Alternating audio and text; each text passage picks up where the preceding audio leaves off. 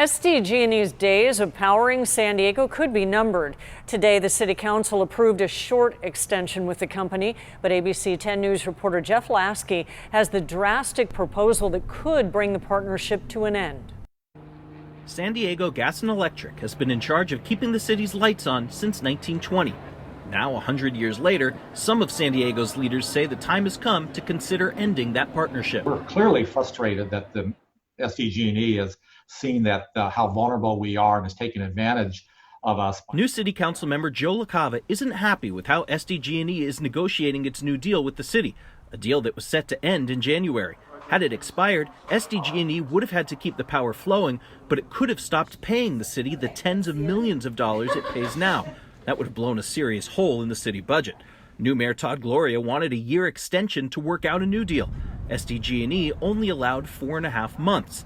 That act of hardball has LaCava and other council members suggesting San Diego put together a plan to consider dropping SDG&E and have the city run its own utility.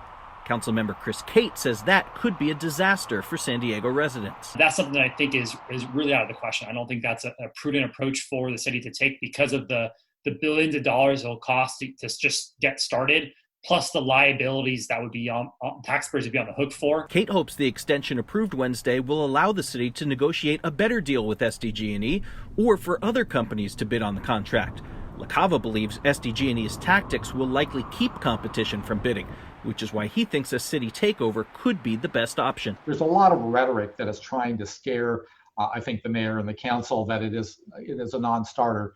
But the fact is, other jurisdictions have done it successfully. The city now has until June 1st to figure it out. Jeff Lasky, ABC 10 News. In a statement, SDG&E says, in part, we are ready to work within the city process to compete openly and fairly for the new franchise agreements.